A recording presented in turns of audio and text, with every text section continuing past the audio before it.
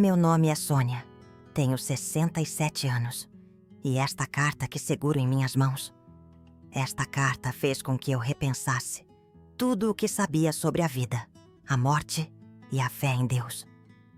Não é uma carta comum, dessas que o carteiro entrega.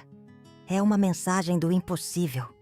Uma ponte frágil, feita de tinta e saudade, entre dois mundos que eu jurava não existir mais para mim. Antes de contar como esta carta chegou até mim, como um raio de sol numa tempestade que já durava 10 anos, preciso falar sobre ele. Sobre meu Marcos, meu único filho, meu milagre, meu amor maior. Ah, meu menino! E sobre como sua partida não apenas o levou de mim, mas também levou minha fé, minha esperança e quase toda a minha vontade de viver. Arrancou um pedaço da minha alma que eu achei que nunca mais seria preenchido. Marcos nasceu numa madrugada chuvosa de abril. Lembro como se fosse hoje. O cheiro de terra molhada entrando pela janela do hospital, o barulho da chuva no telhado e o meu medo. Foi um parto difícil. Os médicos chegaram a dizer que talvez nenhum dos dois sobreviveríamos. Mas ele veio ao mundo lutando, com um choro forte que ecoou pela sala de parto. Um choro que dizia: "Eu cheguei!" Quando o colocaram em meus braços, tão pequeno com seus 2 quilos e 100 gramas, ele abriu os olhos e me olhou de um jeito. Um olhar profundo, antigo. Como se já me conhecesse de outras vidas. Como se dissesse: "Estou aqui, mãe. Conseguimos." Pedro, meu marido, que Deus o tenha, costumava dizer que Marcos tinha nascido com alma velha. Desde pequeno, ele tinha uma sensibilidade, uma sabedoria que não combinava com sua idade. Enquanto outras crianças pediam brinquedos caros, carrinhos de controle remoto, Marcos ficava feliz com um livro. Devorava livros. A biblioteca do bairro era seu segundo lar. Ele também amava uma tarde no parque, só para sentir o vento no rosto, ou uma história antes de dormir, que ele sempre pedia para repetir. Nossa vida nunca foi de luxos. Pedro trabalhava como mecânico. Uma vida dura, de mãos sujas de graxa. Eu costurava para fora, virando noites debruçada sobre a máquina para entregar as encomendas no prazo. Morávamos numa casa simples, no bairro Jardim Esperança. Um nome bonito para um lugar onde a esperança às vezes parecia distante. Mas o que faltava em dinheiro, sobrava em amor. Ah, isso sim! Nossas manhãs começavam com Marcos pulando em nossa cama. "Acorda, mamãe! Acorda, papai! Tá sol! Dia de aventura!" E aventura podia ser qualquer coisa. Lavar roupa no tanque cantando, fazer pão caseiro e sentir aquele cheirinho pela casa. Ou simplesmente sentar na calçada contando histórias inventadas na hora. Marcos tinha esse jeito especial. Quando eu ficava doente com aquelas gripes que derrubam a gente, ele preparava chá de boldo, que ele detestava o cheiro, e dizia com toda a seriedade dos seus 8 anos: "Bebe tudo, mãe. Eu soprei cura dentro. E sabe de uma coisa? Eu sempre melhorava. Acho que era mais pelo carinho dele do que pelo chá. Ele era luz pura. Era o tipo de filho que passava na padaria, via um sonho, aquele doce que eu adorava, e trazia só metade, porque queria dividir comigo. Metade para mim, metade para a senhora, mãe. Assim fica mais gostoso." A gente se entendia com o olhar. Ele sabia quando eu estava triste, preocupada com as contas, cansada da costura, mesmo que eu tentasse esconder com um sorriso. Nesses dias, ele chegava perto, sem fazer barulho, encostava a cabeça no meu ombro e dizia: "Quer que eu fique em silêncio aqui só para a senhora não se sentir sozinha?" E ficava. Aquele silêncio compartilhado, o calor do corpo dele junto ao meu, era o remédio mais poderoso do mundo. Curava qualquer cansaço, qualquer tristeza. Quando Marcos entrou na adolescência, a vida nos deu outro golpe. Pedro adoeceu. Um câncer no pulmão. daqueles traiçoeiros que não perdoam. Foram 2 anos de luta, de idas e vindas ao hospital, de remédios caros que custavam mais do que podíamos pagar. Marcos, com apenas 15 anos, sem que eu pedisse, arrumou um emprego de empacotador no mercado depois da escola, para ajudar nas despesas. Chegava em casa tarde, cansado, mas nunca reclamou. Nunca disse que era pesado demais. Ele apenas fazia o que precisava ser feito, com aquele sorriso gentil no rosto, dizendo: "Fica tranquila, mãe. A gente vai dar um jeito." Pedro partiu numa tarde cinzenta de domingo. Marcos segurou minha mão o tempo todo, sendo minha força quando eu já não tinha nenhuma. No velório, enquanto eu me despedaçava de dor, sentindo que meu mundo tinha acabado ali, foi ele quem cuidou de tudo, quem recebeu as pessoas, quem agradeceu as condolências com uma maturidade impressionante. Um menino de 17 anos agindo como um homem de 50. Meu menino virou meu pilar. Depois que Pedro se foi, ficamos só nós dois, Marcos e eu contra o mundo. Ele se tornou meu companheiro, meu confidente. Terminamos de pagar as dívidas do tratamento do pai. Ele se dedicou ainda mais aos estudos. Terminou o ensino médio com notas excelentes e conseguiu uma bolsa integral para a faculdade de engenharia. Engenharia! Meu filho seria engenheiro, o primeiro da família a ter diploma universitário. Eu não cabia em mim de orgulho. Lembro de ter chorado de alegria por uma semana inteira. Ele tinha esses pequenos rituais. Toda noite antes de dormir, mesmo já com 19 anos, um homenzinho com voz grossa e barba começando a aparecer, ele vinha até meu quarto, me dava um beijo na testa e dizia: "Se eu morrer antes de você, mãe, volto como vento para te fazer carinho." Eu ria.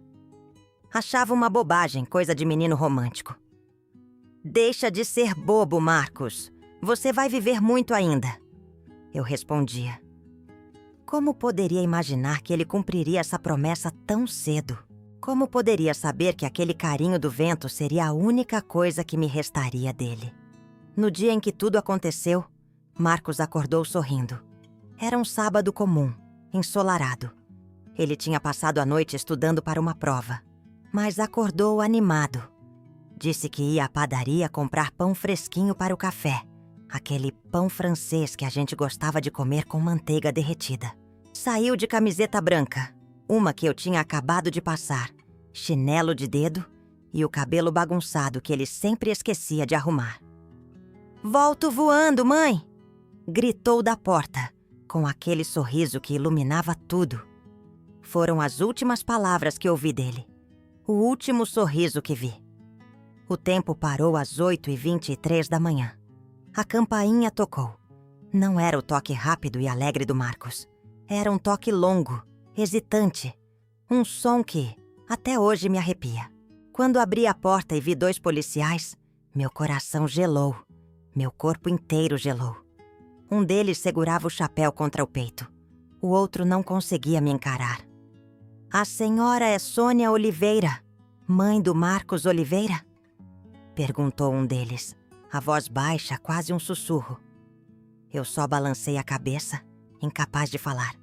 Minha garganta travou. "Senhora Oliveira, houve um assalto na padaria do bairro. E seu filho, ele estava lá. Ele foi atingido por uma bala perdida. Nós sentimos muito, mas ele não resistiu. Morreu na hora." Essas foram as palavras, secas, rápidas, frias, como facas entrando no meu peito.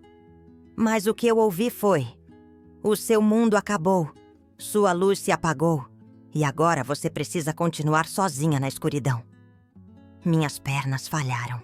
Senti o chão frio da cozinha contra meu rosto. O chão que ele varria cantarolando. O chão onde a gente dançava nas manhãs felizes, quando a vida parecia simples e eterna. A manteiga ainda estava aberta na mesa. E o copo dele, aquele que ele sempre usava, com desenho de estrelas que brilhavam no escuro, estava cheio de suco de laranja, esperando ele voltar. Mas ele não voltou. Nunca mais. Me levaram para reconhecer o corpo no IML. Um lugar frio, silencioso, com cheiro de desinfetante e tristeza. Eu tremia tanto que mal conseguia andar. Uma enfermeira me amparou. Quando puxaram o lençol branco e eu vi o rosto dele. Ah, meu filho. Era o meu menino, mas sem brilho nos olhos, sem cor nos lábios, sem vida. Parecia dormir, mas era um sono do qual ele nunca acordaria. Toquei sua mão gelada, tão diferente da mão quente que segurava a minha. Beijei sua testa fria e supliquei, num sussurro desesperado, para que aquilo fosse um engano, um pesadelo. Acorda, Marcos. Acorda, meu amor. Por favor. Mamãe está aqui. Vamos para casa, meu filho. Acorda. Mas o silêncio respondeu por ele. Um silêncio pesado, definitivo. O velório foi na capela do bairro. A mesma capela onde ele fez a primeira comunhão. Onde ele fazia campanha de Natal com os amigos da faculdade para arrecadar brinquedos para as crianças carentes. A comunidade inteira veio. Amigos da faculdade, vizinhos, parentes distantes. Todos choravam, me abraçavam, diziam palavras de consolo. Mas nada fazia sentido para mim. A cada pessoa que entrava e me abraçava, eu sentia raiva. Uma raiva profunda, visceral. Raiva de ainda estar viva. Raiva de Deus por ter permitido aquilo. Raiva do mundo por continuar girando enquanto o meu tinha parado. Sentei no banco da frente e olhava para o caixão fechado como se aquilo fosse uma peça cruel do destino. Fiquei repetindo na cabeça, como um mantra sem sentido. Ele só foi comprar pão. Ele só foi comprar pão. Na hora do enterro, no cemitério da saudade, minhas pernas fraquejaram de novo. Tiveram que me amparar. Gritei quando começaram a jogar terra sobre o caixão. Um grito que veio do fundo da alma. Um grito de animal ferido. Não enterrem meu filho. Ele odeia lugar fechado. Ele tem medo do escuro. Parem! Parem! Me seguraram. Me deram um calmante. Me levaram para casa. Mas era como se tivessem deixado meu coração lá no cemitério, enterrado junto com meu menino. A casa virou um túmulo. Silenciosa. Vazia. Fria. O quarto dele ficou do mesmo jeito. Intocado. A camiseta jogada na cadeira, o chinelo ao lado da cama, o travesseiro com o cheiro dele, que eu abraçava todas as noites. Eu entrava todos os dias e dizia: "Bom dia, meu filho. Se quiser me visitar hoje, eu estou aqui." A porta está aberta. As noites eram as piores, intermináveis. Deitava na minha cama, mas o sono não vinha. Ficava de olhos abertos, esperando ouvir a chave na porta. Os passos dele no corredor, a voz dizendo: "Cheguei, mãe." Mas só o som da minha respiração machucada, entrecortada por soluços, enchia a casa. Passei a dormir com a blusa dele, aquela camiseta branca que ele usava no último dia. E passei a me perguntar para Deus: por quê? Por que ele? Ele era tão bom, tinha tantos sonhos. Por que ele? O que eu fiz para merecer isso, meu Deus? Foi nesse tempo que perdi minha fé. Eu que tinha sido criada na igreja, que rezava o terço todas as noites, que acreditava num Deus de amor e misericórdia. Não conseguia mais acreditar. Que Deus era esse que permitia que um menino bom como Marcos morresse assim, vítima da violência sem sentido? Que Deus arrancaria um filho único dos braços de uma mãe que já tinha perdido o marido? Que justiça havia nisso? Num acesso de raiva e dor, joguei fora todos os santos que tinha em casa. Quebrei a imagem de Nossa Senhora que ficava na minha cabeceira. Rasguei a Bíblia que ganhei no meu casamento, página por página. Parei de ir à missa. Quando o padre veio me visitar, bati a porta na cara dele. Quando vizinhos bem-intencionados diziam: "Deus sabe o que faz", eu respondia com amargura: "Então, ele sabe que destruiu minha vida. E eu nunca vou perdoá-lo por isso." Os dias viraram semanas. As semanas viraram meses. E quando vi, 10 anos tinham passado. 10 longos, Cinzentos, intermináveis anos em que meu coração só batia por obrigação. A vida continuou lá fora, mas a minha parou naquele sábado fatídico. Todo dia 12 de abril, aniversário do Marcos, eu fazia um bolo simples, de fubá, o preferido dele. Colocava na mesa da cozinha, acendia uma vela e cantava parabéns baixinho, olhando para o céu nublado, sozinha, com os olhos cheios de lágrima e o peito rasgando por dentro. As pessoas ao redor foram voltando à vida. Os amigos dele se formaram, casaram, tiveram filhos. Mas eu fiquei congelada no tempo em que ele partiu. Não havia risada que me alcançasse. Não havia sol que me aquecesse. O mundo tinha cor, mas minha vida era toda cinza. A única coisa que eu ainda fazia com algum resquício de carinho era cuidar do quarto dele, trocar o lençol toda semana, passar pano no chão, deixar uma florzinha fresca, uma margarida, na escrivaninha onde ele estudava. Era minha forma de manter ele vivo, meu ritual sagrado e doloroso. Falava com ele todo dia, como se ele pudesse me ouvir. Bom dia, meu filho. Olha, hoje bateu um ventinho diferente aqui na cozinha. Será que é você? Me dá um sinal, Marcos. Qualquer coisa. Um sonho, um cheiro familiar, um arrepio. Só para eu saber que você está bem.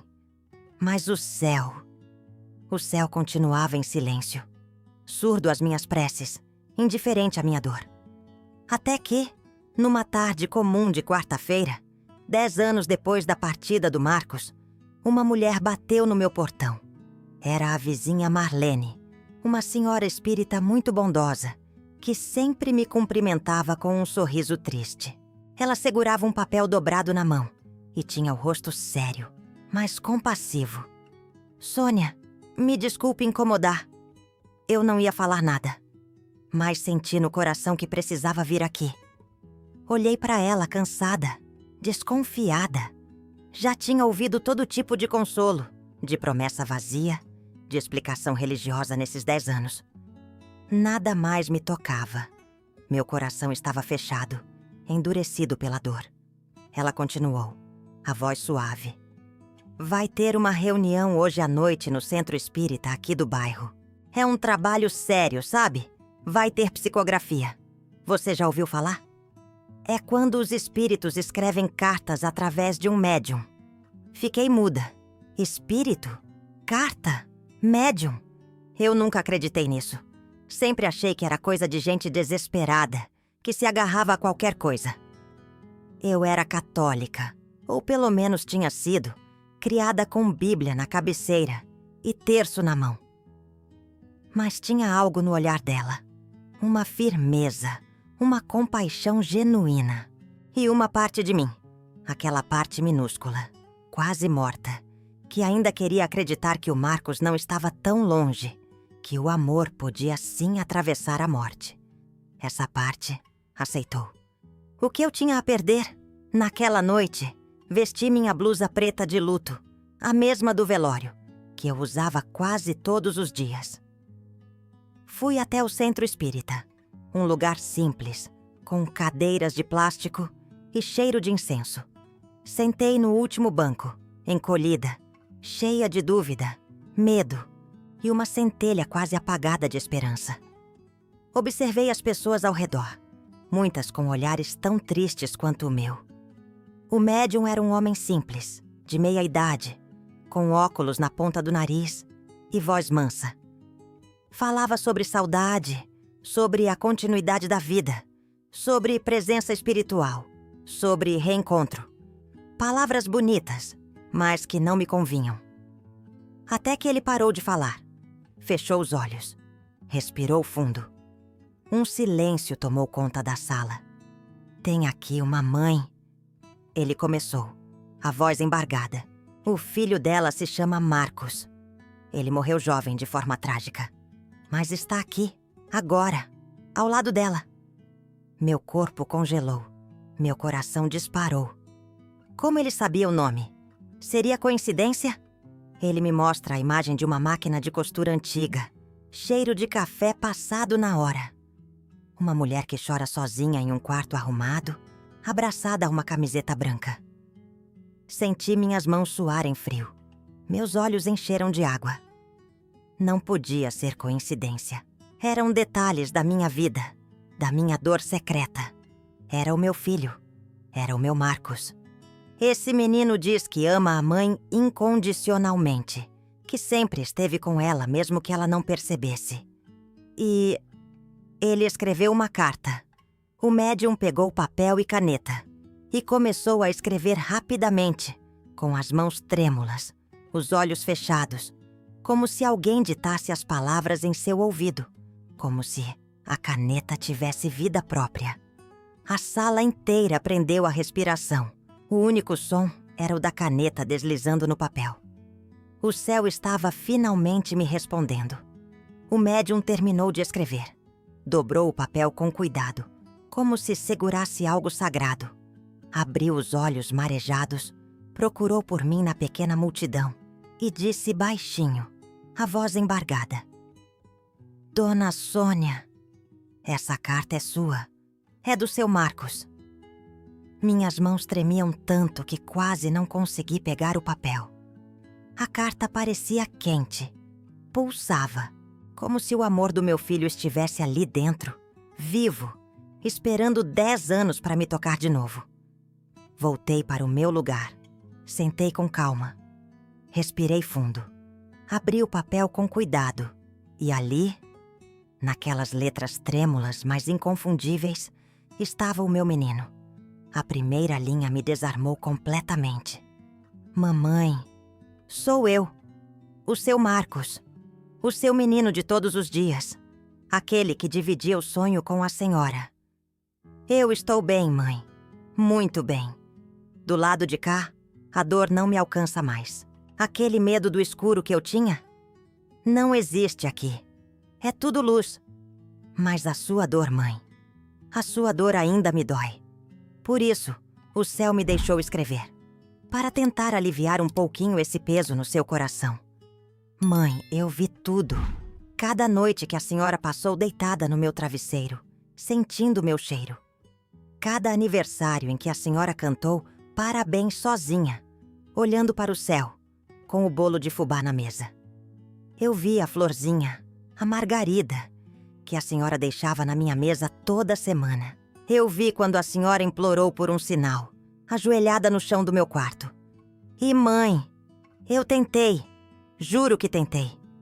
Mas só agora eu consegui essa permissão. A senhora nunca falhou comigo. Nunca. A bala que me levou não foi culpa sua. Não foi culpa de Deus. Foi só a hora. Meu tempo na terra tinha acabado, mesmo que doesse tanto em nós dois. E eu preciso que a senhora me perdoe por ter ido tão cedo, por ter te deixado sozinha. Mas entenda, eu continuo com a senhora. Eu nunca fui embora de verdade. Lembra daquele vento que te arrepiou no quintal outro dia, enquanto a senhora cuidava das roseiras? Fui eu, mãe, tentando te fazer carinho, como eu prometi. Lembra daquela música antiga, a nossa música, que tocou no rádio do nada, bem na hora que a senhora estava pensando em mim? Fui eu tentando dizer: Mãe, eu estou aqui. Eu te amo. Sinta o cheiro de pão assando sem motivo na cozinha vazia. Sinta o beijo na testa quando acordar de manhã, sem lembrar do sonho. Mãe, sou eu, te visitando do jeito que posso, do jeito que prometi. A senhora me chamava de anjo quando eu era pequeno.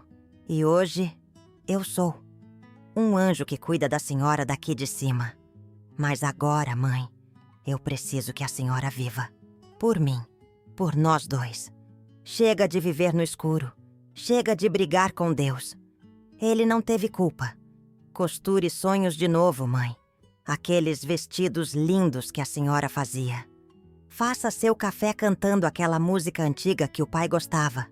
Fale de mim sem medo, sem dor. Conte minhas histórias engraçadas. Porque eu estou aqui, na sua memória, no seu amor. E agora, nessa carta, um dia, daqui a muito tempo, a senhora vai atravessar para cá. E eu estarei aqui, de camiseta branca, com meu cabelo bagunçado, te esperando com aquele sorriso que a senhora conhece. Vai ser bonito, mãe. Vai ser uma festa. Mas até lá, viva. Viva intensamente. Sorria de novo. Te amo com amor de filho e amor de alma. Com todo o amor que existe em mim, Marcos. Quando terminei de ler, a sala inteira estava em silêncio. E eu sorri pela primeira vez em 10 anos. Um sorriso molhado de lágrimas, mas um sorriso verdadeiro. Não porque a dor da saudade foi embora. Essa nunca vai embora. Mas porque eu entendi que o amor verdadeiro não termina com a morte. Ele só muda de forma. Ele atravessa mundos.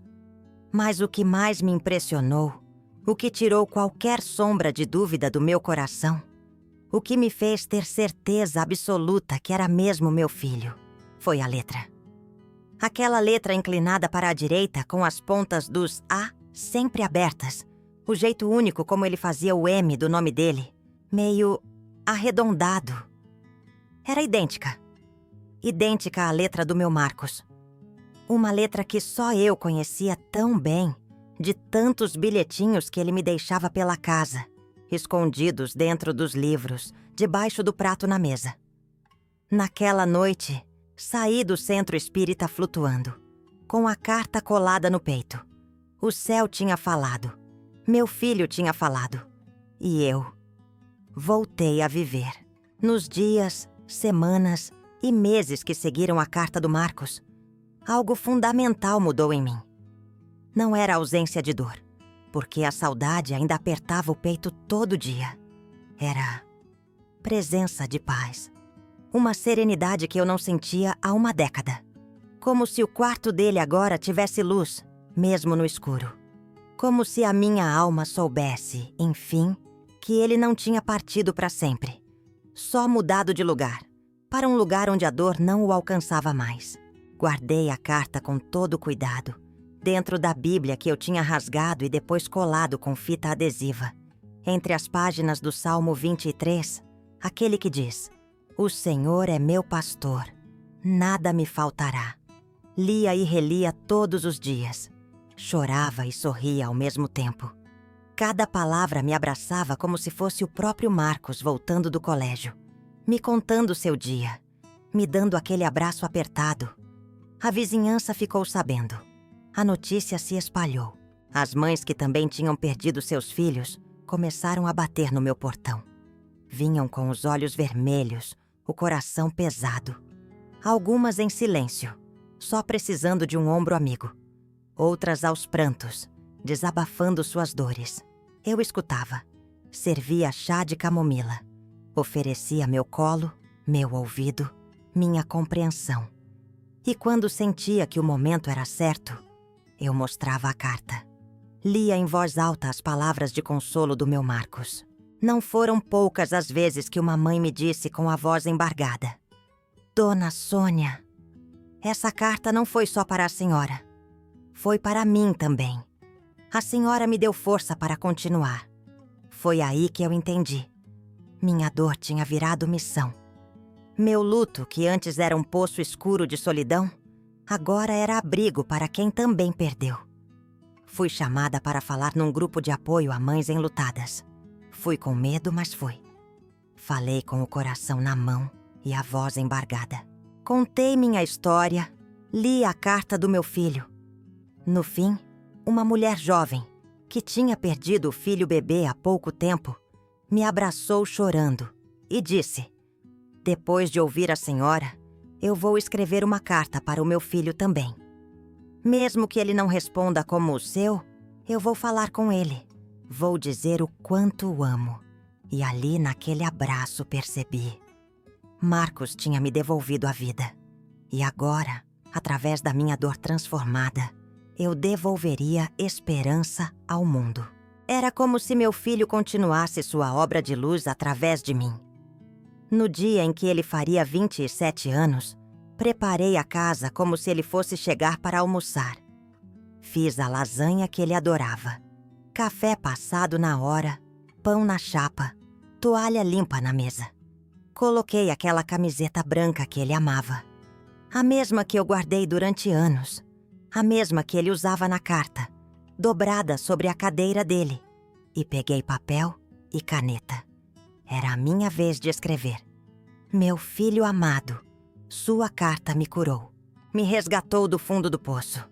Eu vivi 10 anos achando que estava te perdendo a cada dia, quando, na verdade, você sempre esteve aqui.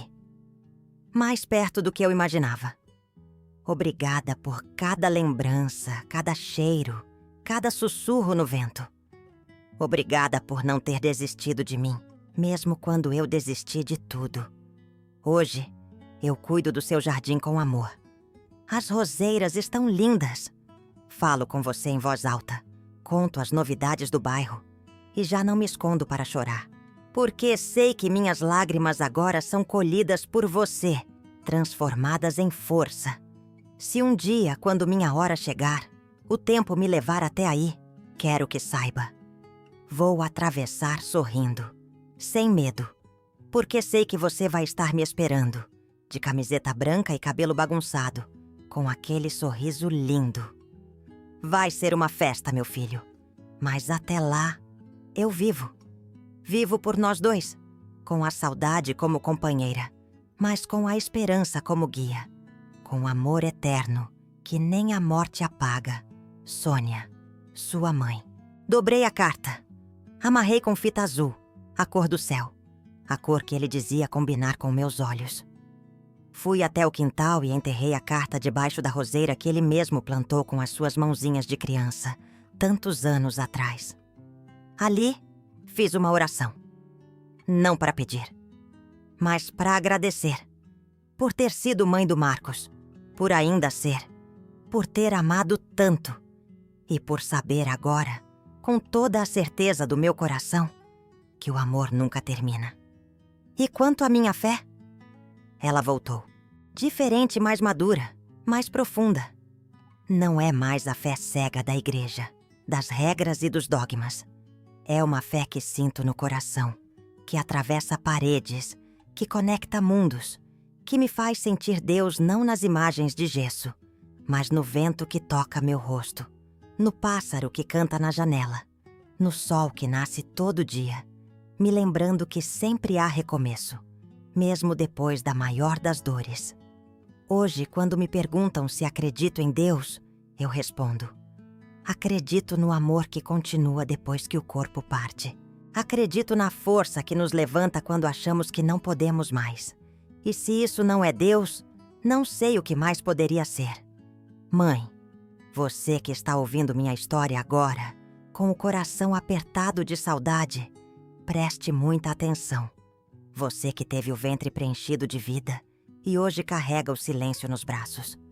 Você que ainda arruma o quarto, dobra a roupa com cuidado, acende a vela no aniversário, esperando um sinal, um alívio para essa dor que parece não ter fim. Você que, mesmo sem saber como, levanta todos os dias com os olhos cheios de saudade e o coração sangrando de amor. Saiba, o luto de mãe não tem prazo, não tem cura, não existe fim para quem amou sem medida. O tempo não apaga a dor, mas ensina a carregar. Ensina a transformar a ausência em presença constante no coração. Seu filho, ou sua filha, não foi embora para sempre. Foi apenas para um lugar onde o amor é ainda mais puro, onde o tempo não separa, onde o espírito continua dizendo de 1000 maneiras diferentes: eu te amo, mãe. Eu estou aqui. Eu nunca te deixei. A ausência física dói, eu sei. Dói como nada mais no mundo. Mas há presenças que o mundo não vê, que a razão não explica, mas que o coração sente. Talvez você sinta no vento que passa e bagunça seus cabelos, na música que toca do nada no rádio, no cheiro familiar que invade o ar de repente, no sonho vívido que parece tão real. Esses pequenos sinais são abraços da eternidade.